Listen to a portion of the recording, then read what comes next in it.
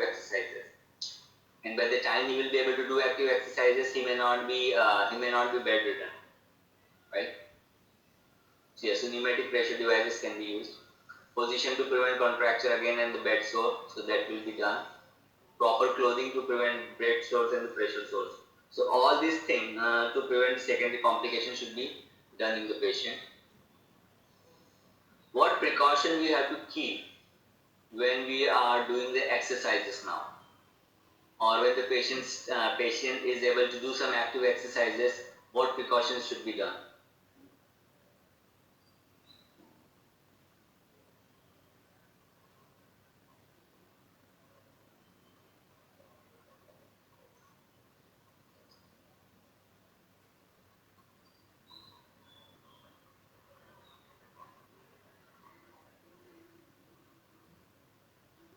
In terms of the exercises, can you say something in terms of the exercises? So yes, we will definitely will try to avoid fatigue, will not do extra exercises, but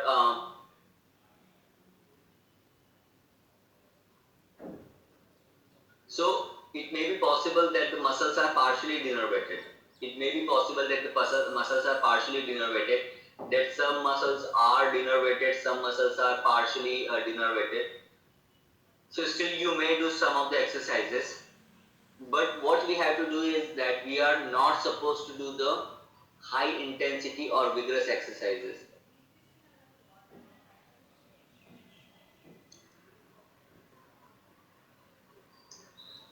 Should not be done.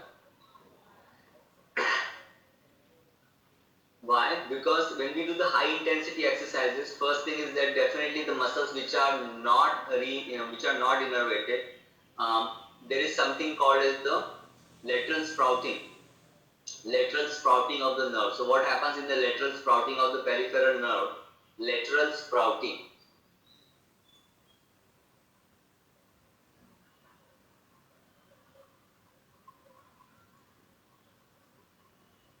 So when we start doing exercises, what will happen then? There will be lateral sprouting. So the muscles which are denervated, or they also call them as an orphaned muscle.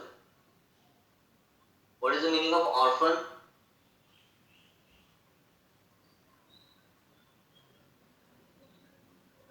Orphan. Orphanage. We have orphanage, right?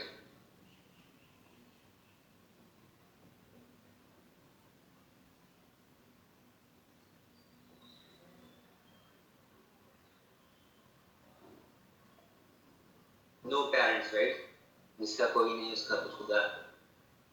So there are orphan muscles.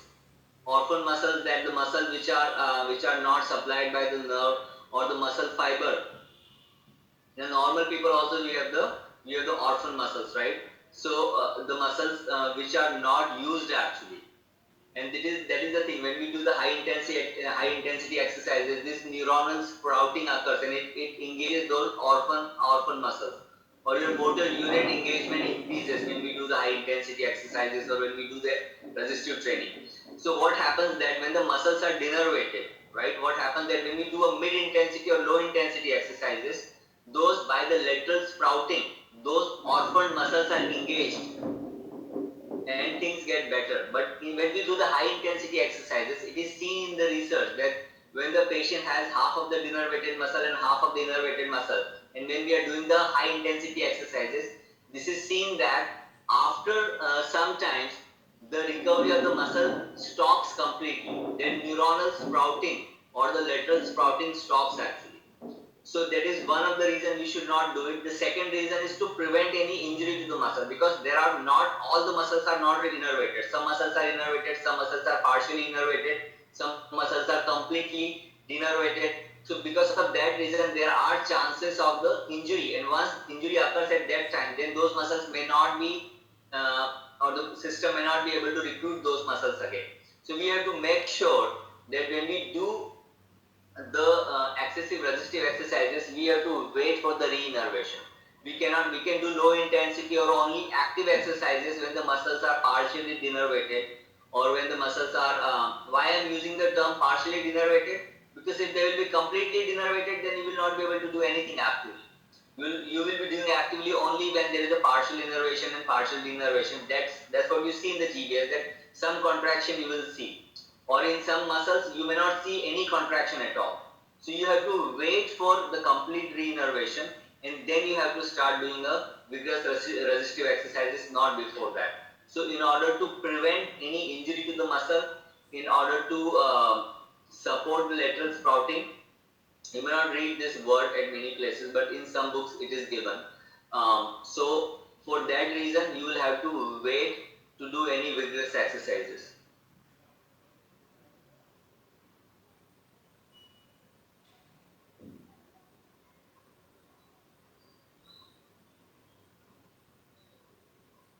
Yeah. So when we use, it is seen in the researches, like in the mouse or in the other animals, that when they have any of the denervation, right? And so when they are partially denervated means that some of the muscle fibers are innervated, some of the muscle fibers are not innervated, right? I'm sounding both innervated and denervated as same, so maybe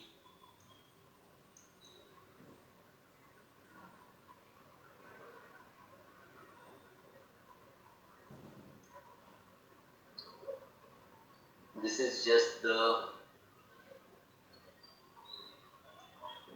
just trying to picturally present it, so don't think that this is how exactly it is. But just let's say for example that this is the nerve, right? The yellow one is the nerve, right? And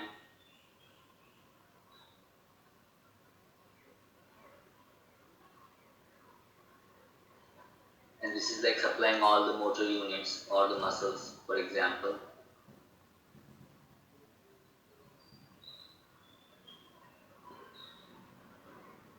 And let's say this smaller one are the one which are not. So these are the green one are the innervated, and this are the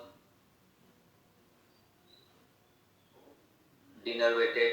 So the overall muscle will say the partially innervated or partially denervated. It can either way. So what happens that when you do the low intensity exercise or the moderate intensity exercise in this kind of muscle, in the neuronal sprouting, what will happen that this lateral sprouting, the muscles which are not used before, right? The muscles which are not used before, the dark green one, what happens that with the neuronal sprouting, this muscle start getting the stimulation from the nerves.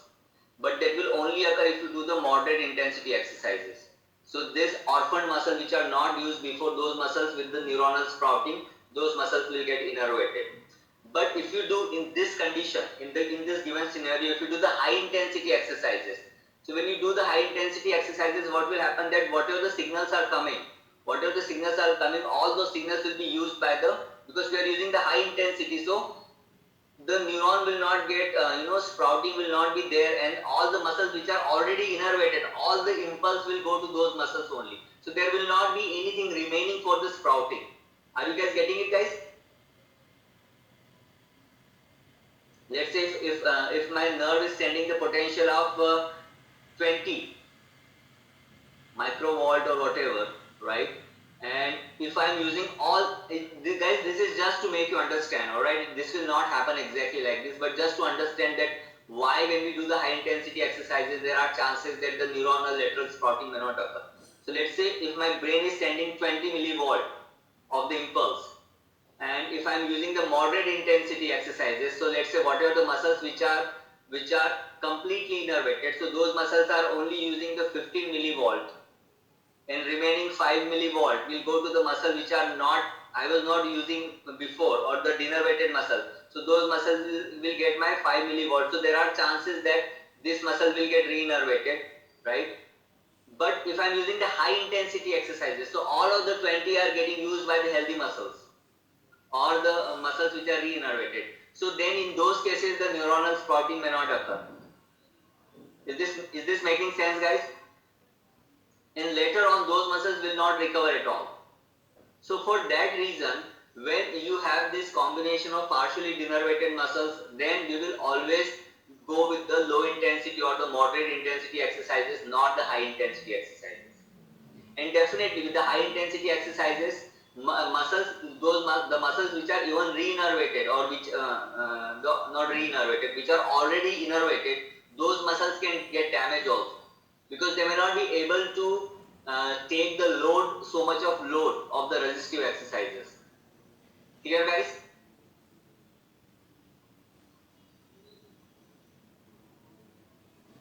So overall thing for us is that don't do high intensity exercises to prevent the muscle damage. Alright, just do the moderate intensity exercises. Once you're sure that the recovery is complete, then you can do the high intensity exercise. Sorry guys.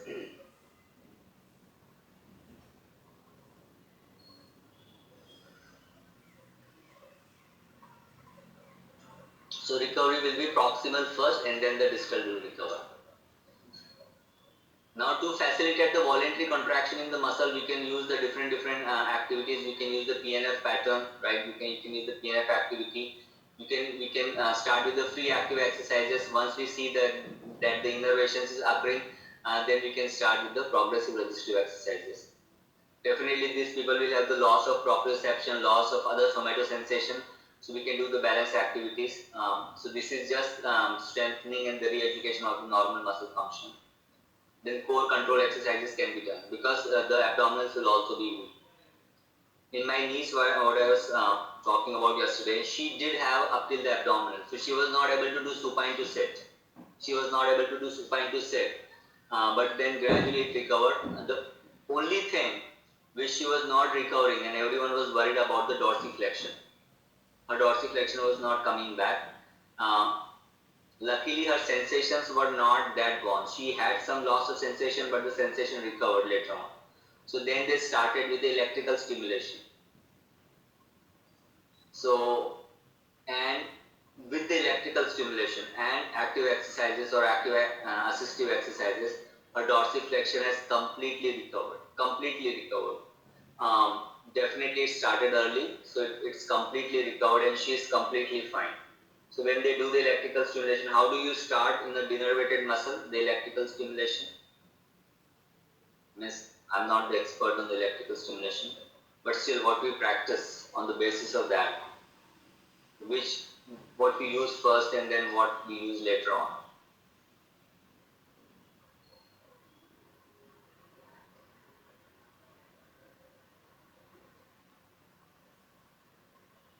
It will do, Rohit. It will occur in everyone. If any one of you is taking the masters in exercise physiology or anything, and if you have the courses of that, you will see that they have discussed in so much of detail the recruitment of the motor unit. Recruitment of the motor unit, that when you do more activity, right, there are more motor units recruitment, and that is what done by the neuronal sprouting.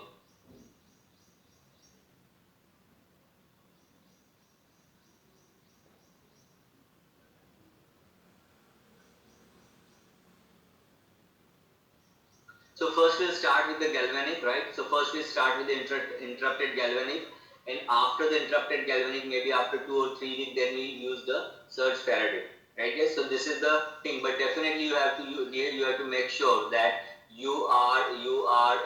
the patient should have the sensation. Sometimes what happens that patient may not have the sensation, patient may not feel it, but still you have to take a chance. You have to explain it to the family member that even though she is not having the sensation, but I will just give this stimulation just to take the, you can rely on the visual contraction. There may be some skin issues after that, but we are looking for a bigger cause. Patient may not feel it, but you have to still look for the visual contraction. If you can see the visual contraction, you will still start and you will still give the electrical stimulation. So first you start with the IG, interrupted galvanic. After 21 days or after 20 days, then you start with the surge Faraday.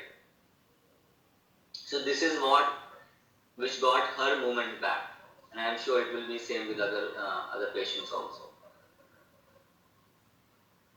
Then again, the re-education of the sensory awareness, so continuous stimulation with the different texture, material, shape and size can be done, balancing the equilibrium training with or without the vision. So if we are training the proprioception, then we'll do with the closed eyes, right? We'll start with the open eyes.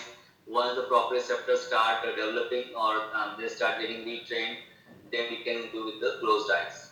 Clear, guys? Once everything recovered completely, then we can focus more on the cardiovascular endurance activities. So maybe treadmill, walking, swimming, circuit training, all this endurance training can be started. Clear, guys? So what are the main points you will take from the GBS? Just do a quick recall. As a pattern, what is the pattern? Distal to proximal, symmetrical, right? Ascending, distal to proximal, symmetrical, yes.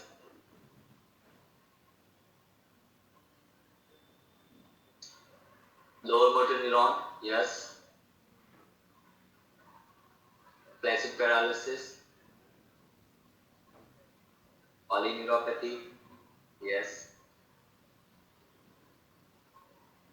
Fast progression, very fast progression, but good prognosis. Fast progression, but good prognosis if started treatment on the right time. What else?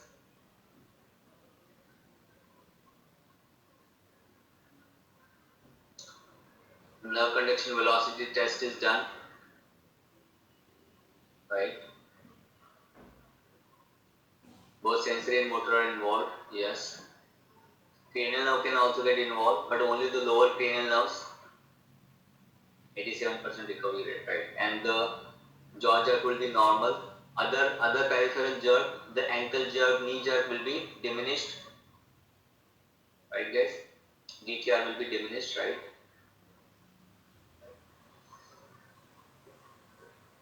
MMT is very important, yes. So through the MMT only we will see the whether the muscles are improving or not. History of infection, yes, how it will come. So usually there will be a predisposing factor. History of viral infection or any other infection also, not necessarily viral infection, any other respiratory tract infection, any other gastrointestinal infection. So they will have the history of some kind of issues. Maybe after the immunization also. Yes, that is very important. That we have not discussed. So what kind of a pain pattern or what kind of a loss of sensation will have the gloves and stocking kind? Recovery proximal to distal. What is the gloves and stocking kind of sensory disturbance or sensory issue of the gloves and stocking kind?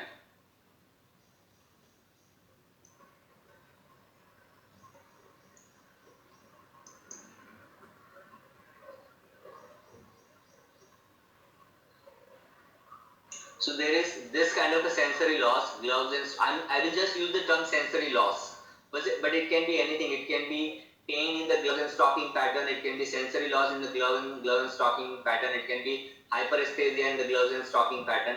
But what is this pattern, gloves and stocking? And if there is a gloves and stocking, is there any other pattern also? Gloves and stocking versus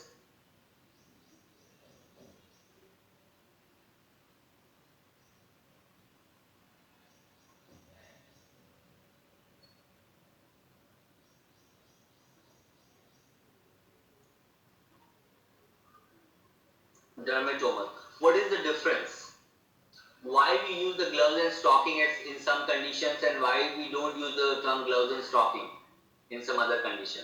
When I have the pain because of my disc herniation, I don't use the term gloves and stocking. When I have a nerve entrapment somewhere, I don't use the gloves and stocking.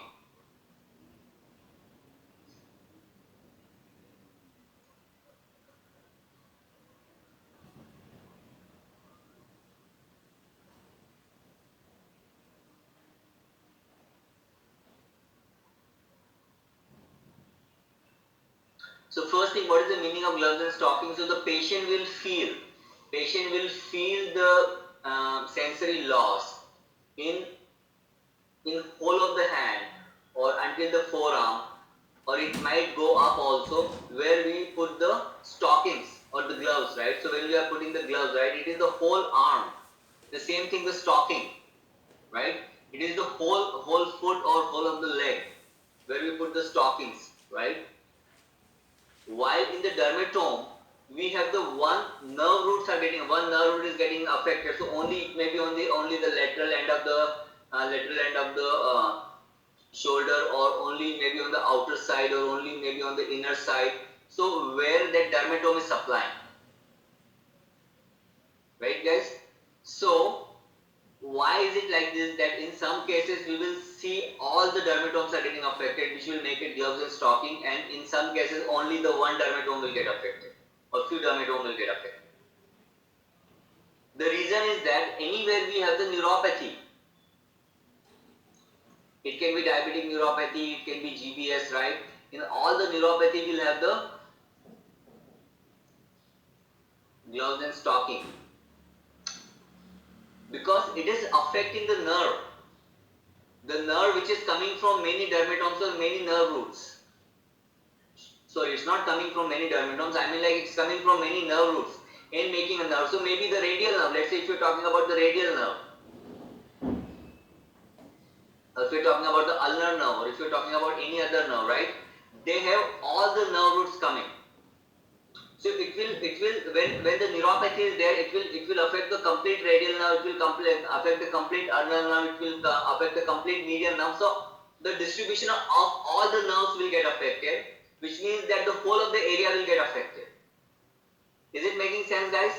Same thing in the lower extremity, because it's a neuropathy, the nerves are getting affected, not the nerve root. On the other side, when the nerve root will get affected, let's say only L4, L5 is getting affected, or L5, S1 is getting affected, or L1, L2 is getting affected, then only that particular nerve root will have the pain. So it will be at a particular area, not the whole area. Is it making sense, guys?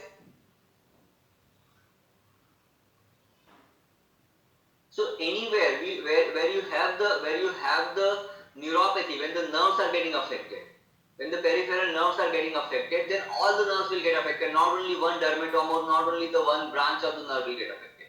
Same thing in the lower extremity also. If your common peroneal is getting affected, or if you are having the neuropathy, then your common peroneal, deep peroneal, superficial, sural, femoral, all the nerves will get affected. Alright, yes, definitely, because the gloves and stocking is involving everything. Dermatome is only one dermatome, or only one radiating pain, or in that only one dermatome. Is this making sense, guys? The difference, are you guys getting it? Why we are using the term gloves and stocking only in few conditions?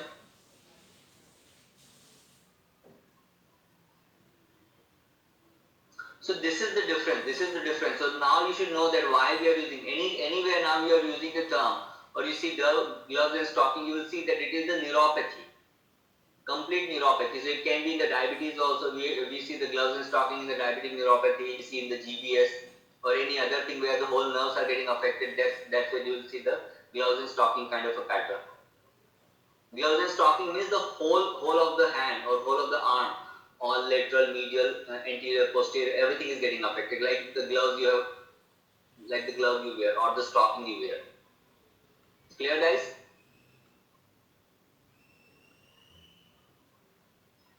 So yes, so we have the gloves and stocking kind of a sensory loss or the pain.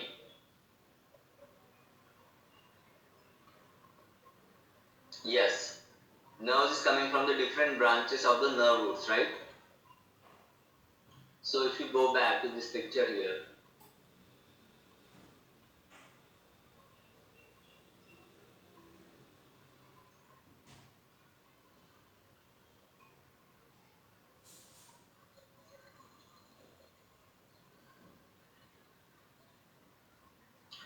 let's say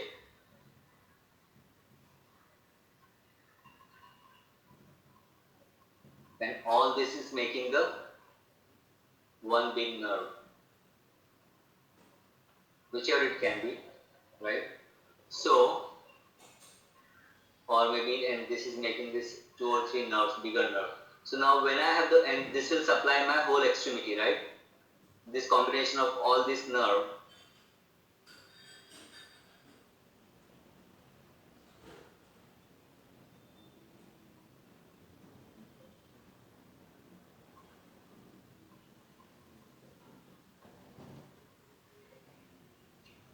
let's say this is your arm. So, if I have the neuropathy, which part will get affected? The thicker part or the thinner which are coming? if I have the neuropathy, which part will get affected? The thicker one, right? The thicker one. So if I have the neuropathy, what will happen? What will happen that all this thing will get affected, right? This will all these nerves will get affected. The whole of the nerve will get affected. So the whole place will feel the loss of sensation or the pain or anything. So that has become the gloves and stocking pattern, right? But if only one dermatome is getting affected, let's say maybe this one is getting affected. So this dermatome may be supplying here and may be supplying only this part. So I will feel the loss of sensation only in this part, but this other part will be correct, will be fine actually. So this is the dermatomal pattern. Or only if this root is getting affected, maybe this root is supplying here and only on this side. So only I will see the pain or feel pain only on this side when I have the disc herniation here or here. Is it making sense, guys? So this has become the dermatomal pain. But when I have the neuropathy, then the whole of the nerve will get affected. The one nerve which is coming from all the dermatomes. Here, guys?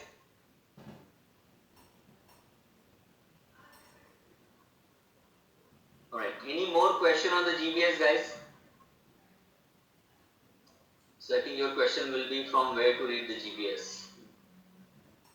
Because it's not given in this level. So, if you have the Cash Neuro book, you can read the GBS from Cash Neuro, or if you have the Darcy Umfred, you can use that book also, Umfred of the neurology. So GBS is given very good. It has given in too much of detail. Um, Gladys is also good. If you have the Gladys, you can read from that also. We just need the basic. I've seen like in most of the cases, the same thing is given. Darcy Humfred has given into more detail about the everything. So we don't need that much of detailing required. Whatever we have discussed in the class, whatever the precaution we have discussed, the pattern of distribution and everything, that should be enough. Alright guys, and as I said, I will send you one more table where you can see the treatment, the week-wise treatment also is there. That is also enough, yes. Alright guys, that means whatever they have given in the therapy aid, we have covered almost everything, right guys? So for this, I told you that we will discuss the whole thing here only. PPT I will send for the GPS.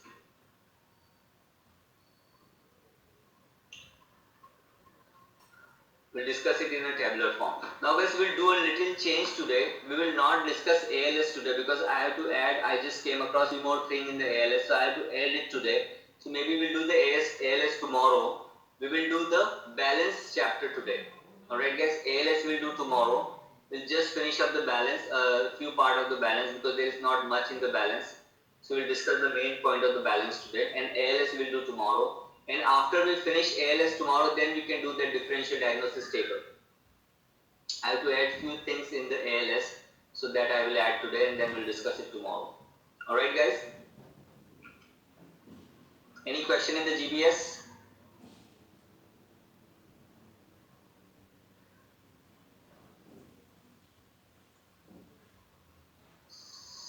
So,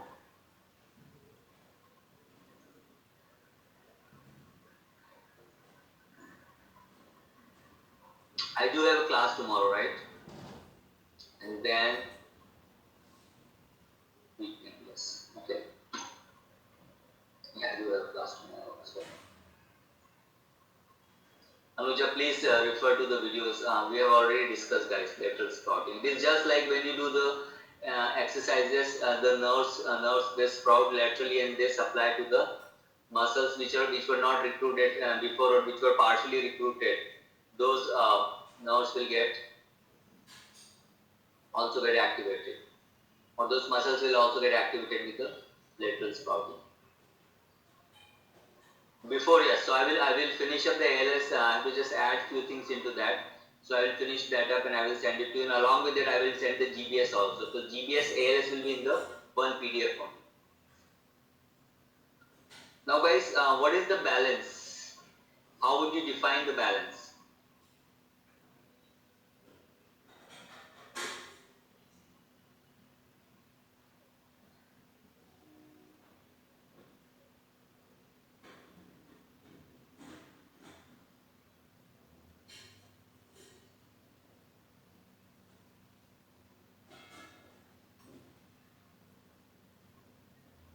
Guys, before we start balance, I just want to discuss or I just want to say something that I was just going through something and I came across, the visualization, right? What is the meaning of visualization? That is not related to the balance or anything which we are going to study. But you know the visualization, right? That you visualize things. That is one of the very important aspect of the sports psychology, right? That when you visualize things, you start visualizing exercises, how you're playing, how you're recovering from anything. So you just visualize the thing, right? And how the brain work, how anything in the brain happen, right? When we are thinking something, we just think I want to blink and I blink. I want to do something. So this is just all the chemical changes in the brain, right? That we think about it, it secretes some chemical neurotransmitters, some hormones, it will go to the blood or maybe through the nerves, right? And then the thinking stimulates the nerve conduction, right? So mainly if you want to see this in a layman term, it is always the secretion of the chemicals, right? Or your neurotransmitter we can say, or some other hormones we can say. It will make you happy, it will make you sad. Anything you think will bring the changes in your brain. Or changes means it will activate your brain, it will suppress your brain. So brain does not know, or I will not say precisely that it does not know, but it will, when you think about something, brain will think that it's happening. Physically, whether it's happening or not, brain do not have the eyes, right? There is nothing, like, nobody is inside the brain who is seeing it. How the brain will realize? With your thinking. So whether you're doing the things or not, when you're thinking about it, when you're visualizing about it, brain will think that it's happening. Even though physically it's not happening. Are you guys getting what I'm saying? Is your brain understanding? Right? So let's say, definitely to support that you will need the physical effort, to support that you will need more effort of your cognitive functioning, of your knowledge, of your physical strength, of your sensory thing, right? Social support, everything. But by thinking right things, you can trick your brain that it is happening. And what happens that when brain start knowing that it is happening, brain also start working in the same direction. If you start thinking that I'm not going to pass this exam is very difficult,